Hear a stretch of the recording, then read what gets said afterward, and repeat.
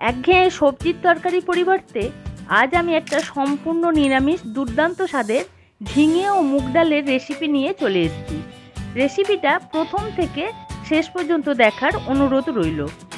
চলুন তাহলে দেখে নেওয়া যাক। এখানে আমি ঝিঙেগুলো ডুমো করে কেটে নিয়েছি এবং আলুগুলো ছোট ছোট টুকরো করে কেটে নিয়েছি। এবারে গ্যাস জেলে আমি কড়া বসিয়ে দিলাম। কড়ায় আমি পরিমাণ মতো সর্ষের তেল দিয়ে দিলাম। তেল গরম হবার পর আমি আলুর টুকরোগুলো এখানে ছেড়ে দিলাম। আলুগুলো একটু লাল করে ভেজে নিতে হবে। সামান্য নুন দিয়ে দিলাম আর সামান্য হলুদ দিয়ে দিলাম। নুন দিলে সবজিটা তাড়াতাড়ি নরম হয়ে যায়, সেই জন্য এখানে আমি নুনটা দিলাম। এবারে লাল করে ভেজে নেব।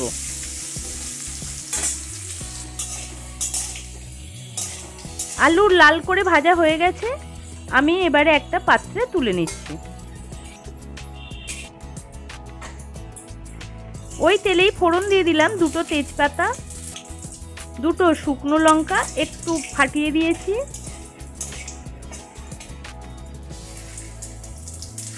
পাঁচ ফোড়ন দিয়ে দিলাম হাফ চামচ,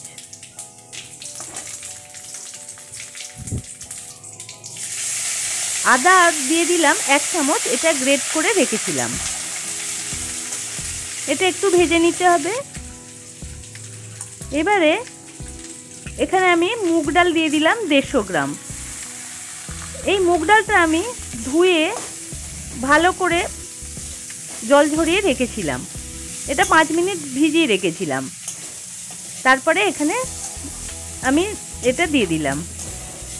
এটা ভালো করে ভেজে নিতে হবে, ঝরঝরে করে এটা ভেজে নিতে হবে। ডাল ভাজা হয়ে গেছে, এখন আমি ঝিঙেগুলো দিয়ে দিলাম। এটাও ভালো করে ভেজে নিতে হবে। যারা এখনো পর্যন্ত আমার চ্যানেলটা সাবস্ক্রাইব করেনি তারা সাবস্ক্রাইব করে পাশে থাকা বেল বাটনটা অন করে রাখুন। এখানে নুন দিয়ে দিলাম সামান্য। নুন দেওয়ার ফলে ঝিঙে থেকে একটু জল বেরিয়ে আসবে আর ওই জলেই ডালটা একটু ফুলতে শুরু করবে। এবার আমি ঢাকা দিয়ে দিলাম 5 মিনিটের জন্য। এই যে দেখুন ডালগুলো একটু ফোলা ফোলা হয়ে গেছে। এখানে ধনের গুঁড়ো দিয়ে দিলাম হাফ চামচ, জিরের গুঁড়ো দিয়ে দিলাম হাফ চামচ, লঙ্কার গুঁড়ো দিলাম হাফ চামচ, ঝালটা আপনারা বুঝে দেবেন, হলুদ গুঁড়ো দিলাম হাফ চামচ। এবারে সমস্ত মশলা আমি ভালো করে কষিয়ে নিচ্ছি। সামান্য জল দিয়ে দিলাম যাতে মশলাটা না পুড়ে যায়। এবারে ডালের সাথে আমি ভালো করে কষিয়ে নেব।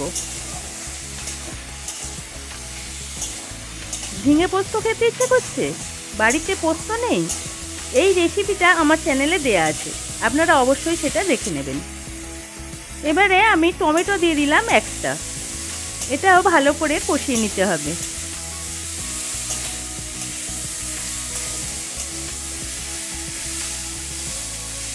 এটা ভাত এবং রুটির সাথে খেতে খুবই ভালো লাগে, আপনারা অবশ্যই এটা বাড়িতে বানাবেন। দুটো চেরা কাঁচা লঙ্কা এখানে আমি দিয়ে দিলাম। এটাও ভালো করে কষিয়ে নিতে হবে।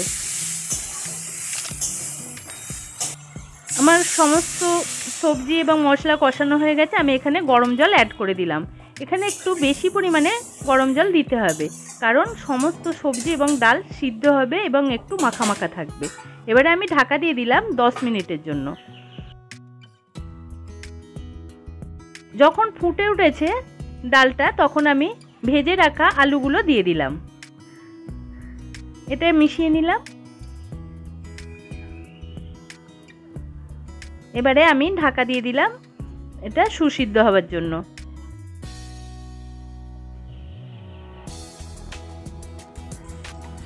দশ মিনিট পর আমি ফিরে এলাম।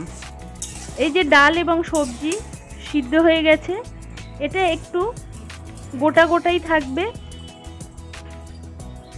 এই ডাল সিদ্ধ হয়ে গেছে, এরকম দানা অবস্থায় আপনারা রেখে দেবেন। এবারে 1 চামচ চিনি দিয়ে দিলাম। এটা ভালো করে মিশিয়ে নিতে হবে। আর দিচ্ছি এখানে একটা বিশেষ ভাজা মশলা, আর দিয়ে দিলাম 1 চামচ ঘি। ভাজা মশলার মধ্যে আছে জিরে, 2টো ছোটো এলাচ এবং একটা দারচিনির স্টিক। শুকনো কড়ায় ভেজে আমি এটা গুঁড়িয়ে রেখেছিলাম, সেটা দিয়ে দিলাম।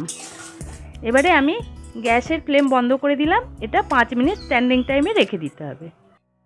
আমার এই রেসিপিটা আপনারা অবশ্যই একবার বাড়িতে বানিয়ে খেয়ে দেখবেন।